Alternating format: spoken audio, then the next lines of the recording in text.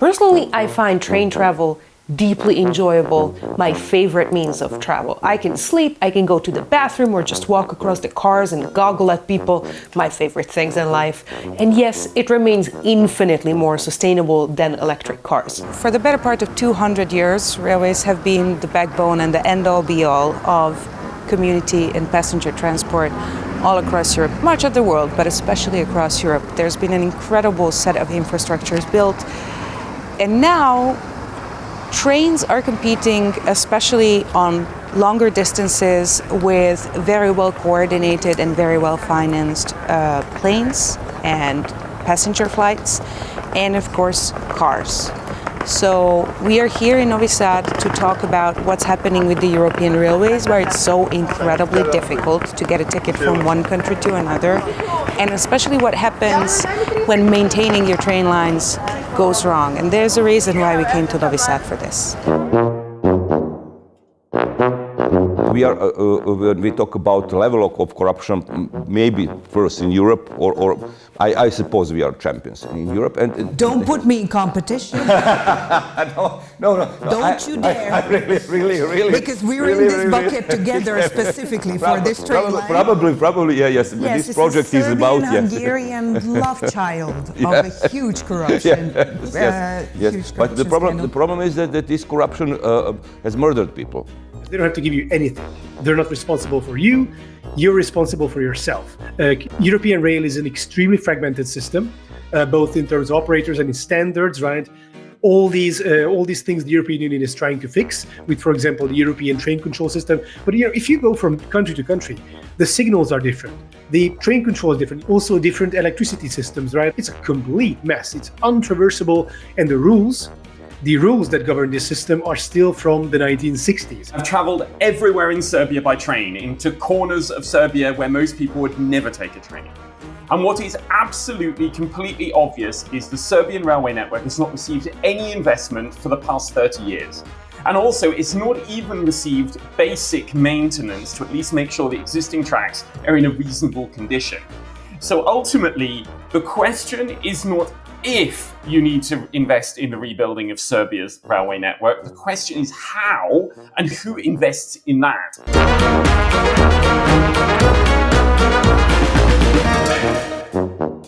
Hello and welcome to the Standard Time Talk Show. I'm your host, Reka Kinga-Pop, and on this European talk show we tackle important, relevant and timely topics. So let's get into it. Europe is often praised for having one of the most advanced railway systems in the world. Yet, even with its relative sophistication, it frequently falls short of meeting the evolving needs of the public, especially with the climate crisis escalating. Standard Time is based in Vienna, where we are spoiled with the efficiency and quality of our rail infrastructure. However, the situation looks rather different when we turn our gaze toward our neighbors. Germany, for instance, yes, I'm looking at you, Western neighbor, has drawn criticism for the deteriorating state of its train services. As The Guardian aptly put it, it's the same daily misery. Germany's terrible trains are no joke for a nation built on efficiency. But let's be fair, the United Kingdom isn't exactly in the position to boast a rail system poorly partitioned by chaotic privatization and ever-lagging developments. Of course, there are more fortunate railway investments and some tragic ones. Hi, this is the infamous Novi Sad railway station. Otherwise a grandiose, marvelous building that was renovated in the infamous Chinese investment, Serbian-Hungarian cooperation that has been staggering train lines on the Belgrade-Budapest line for many years now. It was so shoddily done that last November the 1st, the concrete canopy just above the entrance collapsed on the people underneath it, killing 16 and injuring many more. Now, there has been a lot of debate ever since about responsibility. The Serbian government has been communicating everything and their mother. There's a lot of contrary information. First, they stated they hadn't even touched the canopy above the entrance. It wasn't renovated, so there cannot be a technical problem. Now, this thing was built in the early 60s, so if you renovate a full station and you don't touch such a crucial problem that was, by the way, suspended from the very top of the building. That's in and of itself a huge mistake. But then from the documentation, it turns out it was actually renovated, very shoddily done, overseen by someone who doesn't even have the proper engineer's diploma and all the paperwork to do this kind of work. And we see the end result. The head of the Serbian Railways resigned since, and in a court testimony, she said that she was only allowed to get the appointment with the informal condition that she would have no say in the execution of this renovation project that included not only this railway station but the entire rail line between Belgrade and Budapest. In her testimony, she alleged that only the minister and the president Aleksandar Vujović were supposed to have a say in what was going to happen. A peculiarity of this case is that in a few days after the disaster, all the remnants of the collapsed canopy were cleared away. Instead of conducting a detailed and cautious investigation, the refuse was dumped at a dumping site, which has prevented conducting an investigation into the actually detailed technical reasons for the disaster and especially defining responsibility over this. So since the disaster in November, train traffic has been moved from Novi Sad to the other side of the Danube, the neighboring Petrovaradin. And I don't envy them the good train connection. They deserve all the best in life. That's the Belgrade fast train leaving. It's not yet leaving for Budapest, and who knows how many years yet until it does. But it's quite obvious that a community of 14,000 people having to take over from the neighboring Novi Sad, which is more than 250,000 people, is obviously struggling with the traffic. So, as you can see, there's a lot of chaos in the aftermath of this event in Novi Sad. We will talk with local guests about this investment project gone wrong as well, but we also have to address where does the European railway network stand today? According to Eurostat, as of 2023, the European Union had more than 8,500 kilometers of dedicated high-speed rail lines. However, rather discouragingly, the overall size of the European railway network has contracted by 1.3% between 2013 and 2023, so in 10 years. This is hardly the direction we should be heading in, especially when it comes to public transport connecting smaller settlements. Because ultimately, rails are public works, and for a lot of settlements, especially the shrinking rural ones, it's crucial to have available public transport for their survival, for the community's survival. Expansion is also crucial. Just look at Lithuania, who has impressively grown its network by 8.9%. Well done, Lithuania, you've always been a favorite of mine. And even beyond the lovely Baltics, there are encouraging news on the horizon. UNIFA, the European Rail Industry Association, has announced a 3 billion euro investment for rail research in the coming years. This is a substantial commitment, but naturally one must ask, how will these funds be allocated? What are they spent on? UNIFA has identified 3 primary areas of development: the creation of a unified European rail traffic management system, the implementation of a next-generation future railway mobile communication system, and the development of digital automatic coupling technology. These initiatives are undoubtedly ambitious, and if executed effectively, could transform rail transport across the continent, especially cross-border rail rides, which today are still a vat of chaos in many places. Today's guests will fill you in on this one. We'll be watching with interest. Don't let us down, UNIFA. One thing is for sure, rails need development, but also maintenance. And in an age of financial restrictions, this problem keeps a lot of us awake at night and during train rides. And not only those like me who don't even have a driver's license, I don't even have an intention to get one. Let's talk choo-choo. Bojan Pajtić has served as the Prime Minister of the autonomous Vojvodina region of Serbia for 12 years, making him the longest-serving Prime Minister in the history of the province. From 2014 to 2016, he also held the position of President of the Democratic Party, which at the same time was the largest opposition party in the country. Adam Kovacs is a YouTuber under the name Adam Something, with a current following of 1,300,000 subscribers. He's advocating for equality, human-centric urbanism, and practical, useful transit, and regularly rips Elon Musk a new one in his takedowns on the craze for electric cars. John Worth is an independent campaigner and writer about European railways. Through his crowdfunded #CrossBorder Rail project, he has been investigating international railway lines all over the continent and putting proposals to the European Union to improve them. Europrospect's correspondent for Serbia, Maja Vujović, is based in Novi Sad. With a background in linguistics and media, she focuses on human and animal rights, feminism, and EU policy. Let's get to this conversation.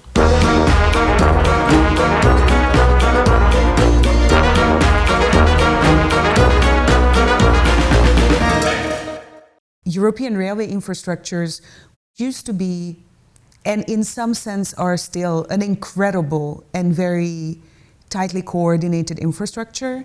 And there's also a couple of very spectacular problems with, say, coordination across national railways.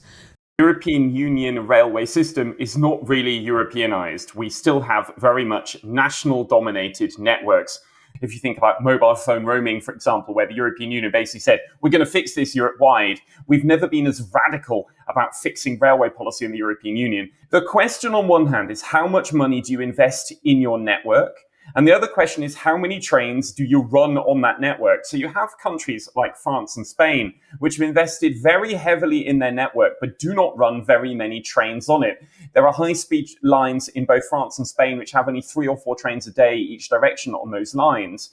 That would be something that's inconceivable in Germany. So Germany has the problem that its network is both been lacking investment, but is also extremely heavily used. That means the moment there is any sort of problem that one train is delayed, you have a situation where it has a knock-on effect of lots of other trains that come after that one. Now, ultimately, what the European Union should basically do, in my view, is try to coordinate not only the investment in the actual tracks, the infrastructure, but also in the operations as well. We have more international trains in Europe today than we've ever had before. Each year, that number of international trains goes up. What we are missing is the really long distance services, the trains that cross 3 or 4 or even 5 countries. Those don't really exist to the same extent that they once did. And also we have certain areas of Europe where the situation is indeed going backwards. So seeing the European railway system there from Serbia, from Novi Sad, where you are in the studio, Southeastern Europe is one of the areas which gives me the biggest cause for concern. If you see the European railway system from Vienna or from Prague or from Warsaw, the picture looks slightly different. And there it's more glass half full rather than a glass half empty. Why are German train lines so much more heavily used than the regular? So the number of passengers on German rail since the 1990s, the numbers of passengers transported, passenger kilometers, is up 50%. The amount of freight transported in the same time on German railways is up 90%. So you've had very strong passenger growth and very strong freight growth, but you've not caught up with the same investment in the infrastructure in order to manage to cope with that growth. So ultimately, it's kind of a nice problem to have. This is actually it comes as a result of the comparative success of German rail, but the problems of the lack of investment also date back to decisions taken in the late 1990s and the early 2000s, where not enough investment was put into the tracks, the signals, the bridges. I grew up in the northeast of Hungary, so my experience with train timetables is that the timetable is an aspiration. We state like an ambition, and we hope for the best. And whether the train comes or not within the hour, we'll see about that. My favorite train line runs from Tallinn, the capital of Estonia, down to the Estonian-Latvian border, stops there in a border town. You have to get off of the train, and in a couple of hours comes your connection. No, it doesn't anymore. It's been fixed in January this year. This is one of the biggest successes. This is one of the biggest successes of my activism work, is actually sorting that out. So I've worked very heavily on the cross-border connections on the old lines. Now you can do Tallinn to Vilnius in a day. With coordinated change of train only once. So actually for years that was a catastrophe, but since January this year it's fixed. There's a lot that you can fix with European railways with relatively simple interventions like that. Make sure that the train that arrives at the border station is coordinated with the time that the train departing on the other side. Right? There are loads of places in Europe you could do a lot more with that type of activity. And it's really nice to see that actually the train from Tallinn to Riga and then onwards to Vilnius, they have actually finally fixed that. I really want to come to Adam because you also had by the way, a very successful video essay on on the passenger side of taking these trains and how insane the booking system is. Explain to us why it's so complicated and why it needs 3 wizards and a couple of magical gemstones to book a train from, say, Bucharest to, I don't know, Paris. So the issue really is a hot potato match between different countries. So European rail tends to be good in countries that invest into their rail system, which most countries do, to be fair, except, places like Hungary. But when you cross the border, you are subject to different jurisdictions. Those countries of different national rail carriers or different national infrastructure operators, all the same, a different government is in charge of your trip. So they are more invested in local than, meaning national, than international. And international rail sort of remains an afterthought. If you would like to go the way flying operates, for example, when you fly somewhere, you got one booking system. If you miss your connection, at least in Europe, you're entitled to a hotel room, meals, all that. With rail, you're entitled to a bench to sleep on at 2 a.m. maybe if you miss your connection. Well, who's responsible for that? Who's gonna give me a hotel room? Who's gonna give me? Well, of course, no one. No one's gonna give me anything, and no one is responsible because there's this jungle of interlocking responsibilities, domains, etc., that you're crossing here, because the train that departed from Belgium was operated by Nederlandse Spoorwegen, the Dutch rail carrier, which ended in Germany. But in Germany, it was already under DB's, Deutsche Bahn's cruise control or Deutsche Bahn's cruise supervision. But the delay happened because of DB Infrago, because of a Flix train getting stuck somewhere. And then the next train that was about to depart that you missed was a PKP train, that's a Polish carrier, which was then operated by Deutsche Bahn Cruise. So then who do you have to message? Who do you have to write? Well, the answer is basically no one, right? The current system is great for them because they don't have to give you anything. They're not responsible for you. You're responsible for yourself. European rail is an extremely fragmented system, both in terms of operators and in standards, right? All these things the European Union is trying to fix with, for example, the European train control system. But if you go from country to country, the signals are different. The train control is different. Also different electricity systems, right? Like Germany uses a different type, I think the 12 kilovolt AC, but the standard is a 25 kilovolt.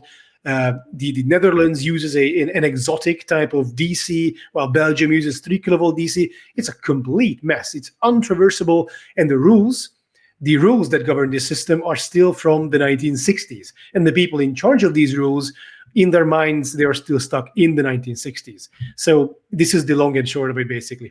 Yeah, I have long had the impression that that national railways are treated as sort of a favor handed out to the passengers as opposed to a service that you may have demands against, but maybe we can come back to privatization in a second. Okay, so what about the trains that don't run? Tell us the history of this cursed train line between Belgrade and Budapest.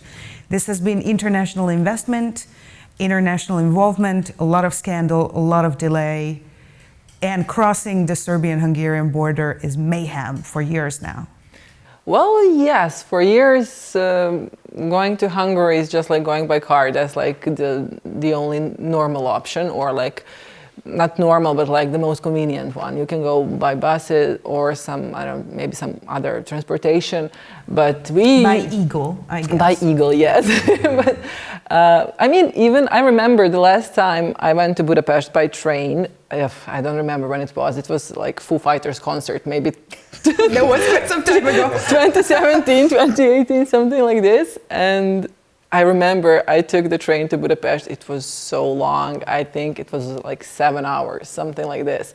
And by car, it's like 3.5, 4 hours tops, depending on the border. Unless you wait 12 hours on the border, which I have done in the summertime. Me too. I remember one time I was coming home from Budapest and I spent like 5 or 6 hours at a border, and I was planning, I went in the morning, I was planning to come back in the evening and then work tomorrow morning, and so I got home at 5 in the morning and I had to work at 8. It was really not nice.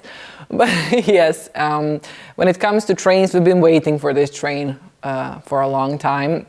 and hoping for it, because it would be our like best connection to Europe, to European Union, actually, not to Europe. You've been president of the region, so you have some oversight into how this international investment came about. Was this absolutely necessary? Was this the only option? Is the international investment the problem with this train line? Or I should say Chinese investment, or would there have been another option? I'm afraid that the main reason of this investment or that this concrete contractor has been elected is corruption, I'm afraid. So the lack of transparency. The idea of regime of Alexander Vujović was to make sure that this railway net would be an enormous income or profit source. And the problem is that Chinese investor was elected or selected to because it's possible to have a secret contract. We are when we talk about the level of corruption, maybe first in Europe, or I suppose we are champions in Europe. And don't put me in competition. No. Don't you dare. I really. Because we're in this bucket together specifically for this train line. Probably, yeah, yes. Yes, this project is about Hungarian love child of a huge corruption. Yes. But the problem is that this corruption has murdered people. So 16 people, among some of them were really children, small children, were dead, and after there has been also reporting about labor conditions on the railways, which were appalling, with immigrant workers. Yes. And deaths there as well. And after this tragedy, after canopy has collapsed and murdered people, we have a huge wave of protests. Now it lasts for 6 months already. Universities are blocked. We had violence yesterday against students in Novi Sad. So we have this really violent development in Serbia because the corrupted government doesn't want to re-elections or doesn't want to step down. We had a very massive rally in Belgrade on 15th of March. More than 350,000 people participated. It would be like in Budapest we had 500,000 people. So it's really enormous. Historically, the largest gathering ever in Serbia.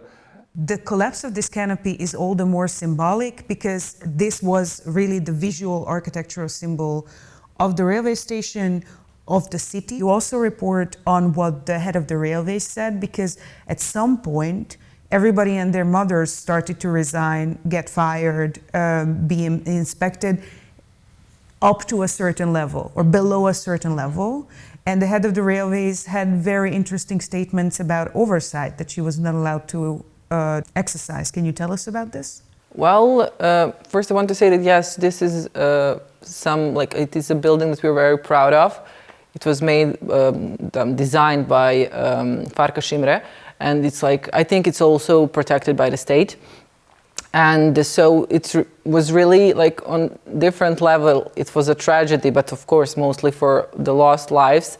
And when it came to resignations, as you said, people just started resigning, not those who were supposed to, of course. But with the pressure of the public, they had to have some people to resign. So when the director gave a statement to the court, she said that she was asked to just be silent on this and to let other people do everything what they wanted to, like the president, his helpers, but mainly she pointed to the president. And she said that she was told that the only way in which she can actually have this function is just to keep quiet and do what you're told, or just let us do everything. And soon the Chinese investors started to be blamed for things that should have been overseen, partly by, for instance, Hungarian companies, because of course we're going to be involved in something like this, not just because it's a shared rail line, but because we share everything. Excellent at corruption. I took one of the very final trains on the old line from Subotica to Novi Sad just before it got closed for the Chinese renovation project. And I've traveled everywhere in Serbia by train, into corners of Serbia where most people would never take a train. And what is absolutely, completely obvious is the Serbian railway network has not received any investment for the past 30 years. And also, it's not even received basic maintenance to at least make sure the existing tracks are in a reasonable condition. So ultimately, the question is not if you need to invest in the rebuilding of Serbia's railway network. The question is how and who invests in that. Now, it is not, in terms of investment in the track, or it should not be, a question of public or private, of who invests in the track. Now, even in the UK, the tracks are owned by the state, and there is basically no European country where the tracks are not owned by the public sector. So ultimately, if you want to repair your tracks and your bridges wherever you are, you need a taxpayer funded investment in that infrastructure. And you've got to make a decision who's going to, or how are you going to contract that, and which building companies do you contract in order to manage to build it for you. If you have a functioning, decent quality railway infrastructure, then let's talk about who runs the trains that run on that infrastructure. There are good private railways and bad ones, and there are good state-owned railway companies and bad ones. The crucial central point is how much money have you put into your infrastructure to make sure your tracks run and that they run reliably. Once that's the case, whether you want public or private to actually operate the train is then a secondary issue. So ultimately, could you answer the challenges of Hungary's or Serbia's railway by privatizing it? No, that's the wrong question. You've got to work out who's going to pay for it and who's going to build it for renovating your tracks. And those tracks are going to have to be both owned and operated by the state, regardless, because that's how it works all across the European Union, is that the tracks are owned by the state. Railways are the ones that invest most in the network. And that's the question you've got to answer if you want to put the railways right in any country, ultimately. Our media partner Átlátszó is a Hungarian investigative journal under immense political pressure from the ever wilder attempts of Viktor Orbán's government to strangle independent media. Átlátszó have long been reporting on corruption cases around the Belgrade-Budapest train development, the student protests, and even the planned lithium mines in Serbia and Bosnia and Herzegovina. Check out their videos on their YouTube channel and please follow developments. International attention means a lot to the remaining independent journalists who still stand their ground in Hungary. And now let's get back to the conversation. Let's talk about a case study that you're quite close to, Adam. The Czech railways have decided to contract passenger trains to a private contractor. And you have hinted at your doubts or fears about this contract. So there are very few, so there might be private carriers on the rails, but they are really private, usually on paper, because if you look at their ownership structure, you will find that most of them are owned by other state railway companies. When you dig down into these like private companies' ownership structure, you'll find that, oh, actually they're state railway companies, but they are operating as a private company, kind of, sort of, in Czechia. And I mean, that's fine. That's okay. As long as the state sets up rules, as long as they regulate their performance. In Czechia, RegioJet was having constant quality problems. Last year was, and the year before was pretty bad in particular. There was a constant shortage of cars on RegioJet trains. They came in shorter and they came in lower quality than promised. And what was happening? Well, RegioJet was running at that point their Croatian summer vacation trains, which each needed 12, 13 or more cars. And they were running those because they was very profitable. And it was actually worth for them to keep paying the fines for underperformance in Czechia while all their cars are working on this pretty goddamn profitable. They were in the plus. And the one thing you need to nail, though, the one thing which Czechia has not managed that well, is if you have multiple private companies on rails, you gotta have a good unified ticketing system. Right now in Czechia, the state carrier České dráhy has an absolutely awesome application and online platform. I think that's one of the best, if not the best, in Europe. That app, the Můj Vlak app, knows absolutely everything. Very easy to control, looks very good, very sleek.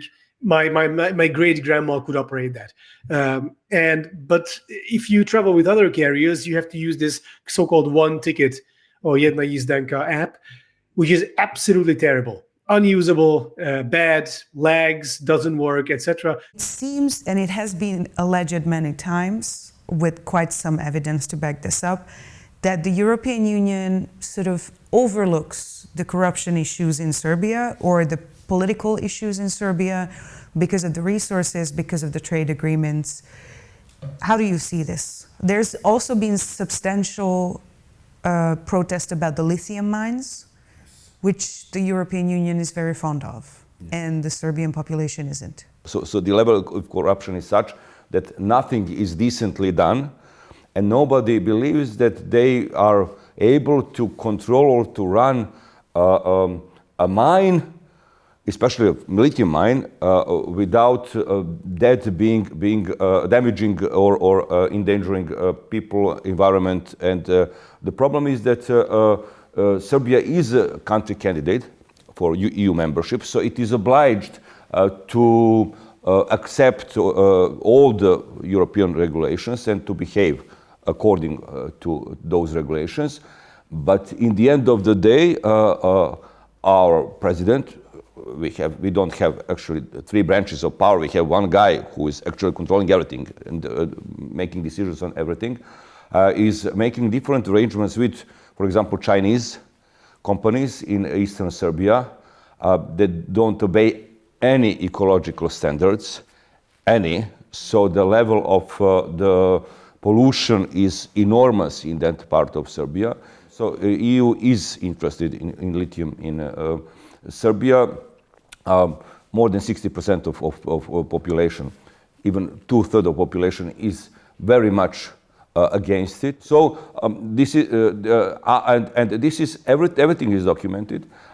European institutions are aware of that, and you have Ursula von der Leyen, Scholz, Macron, so the highest officials who address Alexander Vučić as dear Alexander, who praise his economical results, who praise European path of Serbia, who praise the level of democracy of Serbia, and this is really antagonizing the population of Serbia against EU.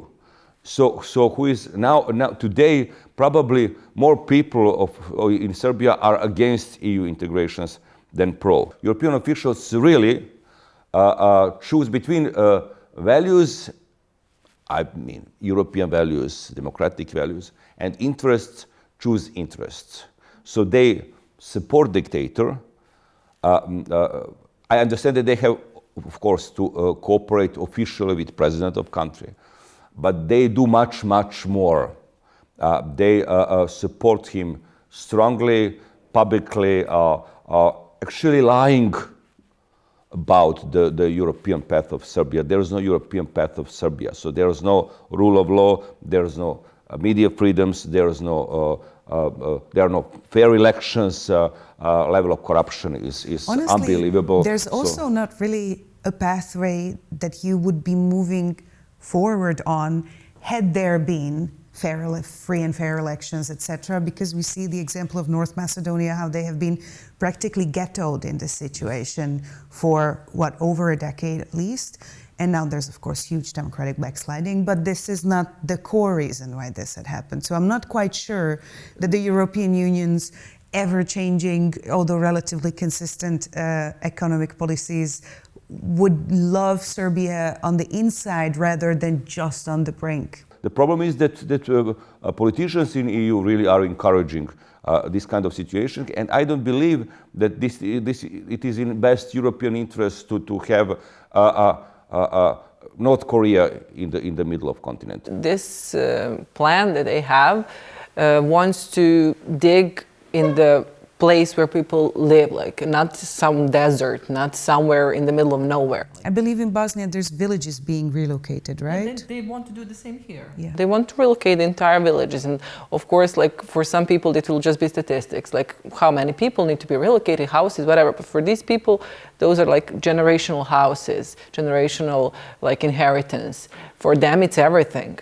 Even me, who has always been like this, having this dream, like of EU, not just Serbia entering EU, but the whole continent being unified under the same roof, and like just helping each other, people working together. That's like utopia for the continent. And now I also started asking myself, like, why? Why are you doing this? Like, you are basically stepping over the values you promote. Like, you're showing the people EU is not what we say we are. As Bojan said, people are trusting less and less into the whole EU idea, not just for Serbian integration, but like the idea. Like, do we really want to join like EU if EU wants to destroy houses, water, pollution, blah, blah, blah, everything that this like carries. Like, do we want this? And then again, there are lots of amazing things within the EU that we just know that would be great for us and we would be a great part of them. Yeah, but I can reflect all of that. I'm a British and German citizen living in France, so I have in my own kind of approach to this kind of many of those difficulties and contradictions. And indeed, the European Union has so many problems that it's seeking to solve at the moment. It strikes me that there isn't really much headspace for many European commissioners to think about an issue like that of the political stability of Serbia.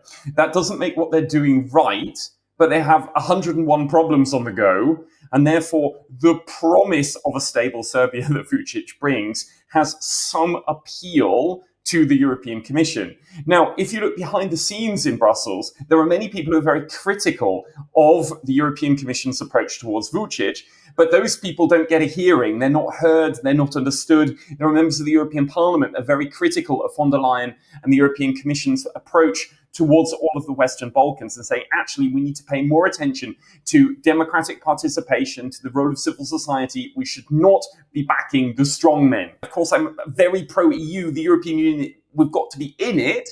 But nevertheless, the policy outcomes are not as good as they could or should be. So we might be able to explain why they're like that, but we're still disappointed ultimately. So don't lose heart in that regard. Internally within the European Union, we're not altogether happy with the way things are going either.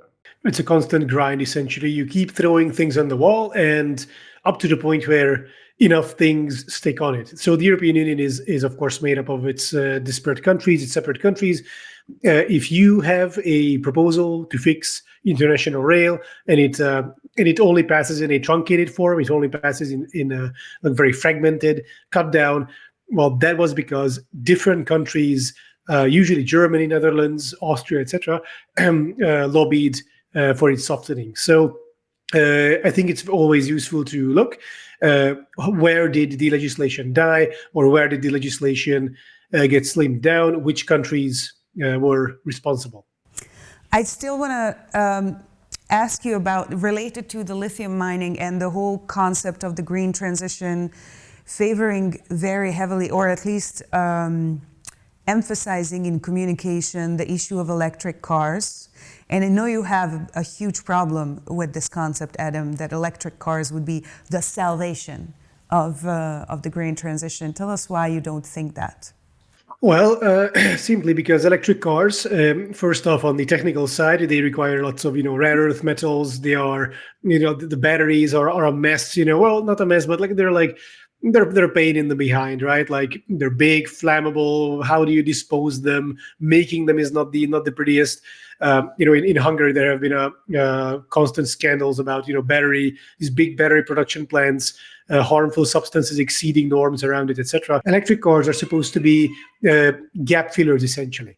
So we should have our backbone transit system, which should be, trains, airplanes, tram, bus, public transit, biking, walking, and then the areas that these cannot cover, the cracks, so to speak, they can be covered by by electric cars. And once we have public transit, biking, walking, etc., cover as much as we reasonably and conveniently can, then if electric cars, then what is left can be covered by electric cars. We don't need as many, we can manufacture as much, and there the cost benefit is more in equilibrium. I think it's very important to say that if you want to solve these sustainable transport problems, we've got to think Europe-wide, and it can only be done through the European Union to manage to fix those problems. And we've got to think about the entire picture, not only infrastructure, but infrastructure is the most important. We need to make sure that we have reliable tracks and reliable railway stations, and that the European Union can play a role to make sure that that happens not only within European Union countries, but also in the countries who wish to join the European Union in the future. So that ties in then to the issue with regard to the Belgrade to Budapest line. I think we need to be critical friends of the European Union to manage to put those problems right.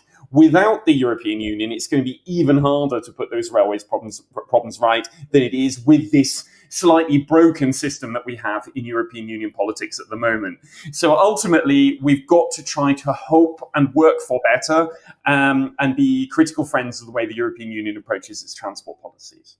All right. So I think in closing, in Europe, I think we are kind of sort of moving in the right direction, all places concerned. Some places are backsliding, but some places are sort of moving ahead. Germany seems like it's about to finally start fixing more of its rail system. This need for seamless interconnection this pressure for this will continue to be exerted on rails as well, meaning voters will become more amicable, will become more amenable to improving cross-border connections, right? When people's reaction to a bad cross-border connection is not like, oh, well, it's just like that. Rather, it's like, hey, how come it's not fixed? That's how political capital is generated. So on a global level, consistently vote. On a local level, just reach out and write a few friendly emails. And in the meantime, I'm looking forward to European international rail getting better, because Lord knows it has a long way to go still. The problem is that it is not possible to have a successful economy or efficient traffic without democracy, transparency, and rule of law. And I think this is the lesson from what has happened. Come on. That's a completely different thing. If we find enough oil, maybe it will be possible. Yeah. A few days ago, a ceiling in one school in central Serbia collapsed, and luckily it happened during night.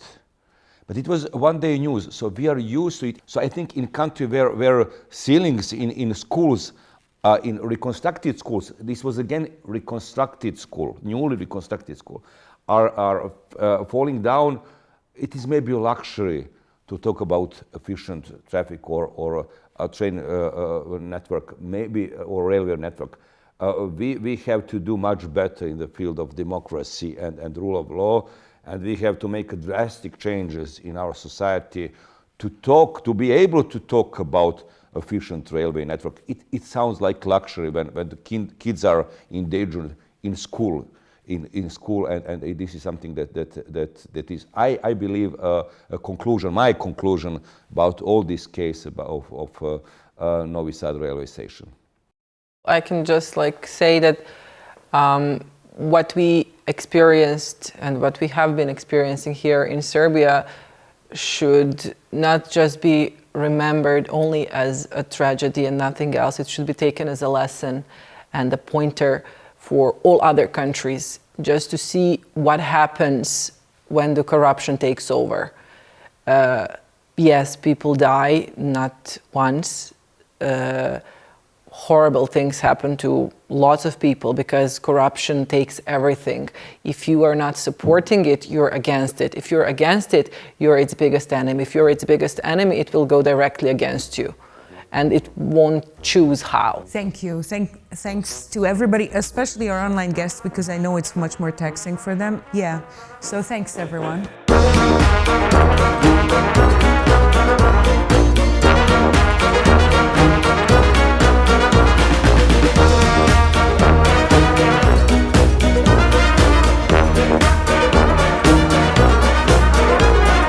So, which is your favorite train line? Have you ever taken an interrail trip anywhere? Do you also sleep crossways on the seats? Let us know in the comments, and while you're already down there rummaging, give us a like and subscribe to the channel. Standard Time is a Eurozine production. This show is powered by Display Europe, a platform for multilingual content on European politics and culture. Check them out at displayeurope.eu. Our media partners are Atlazzo and Okto TV. The project is co-funded by the European Union and the European Cultural Foundation. The views and opinions expressed here are those of the authors and the speakers only. They do not necessarily reflect those of the European Union or the European Education and Culture Executive Agency. Neither the European Union nor the EACA can be held responsible for them.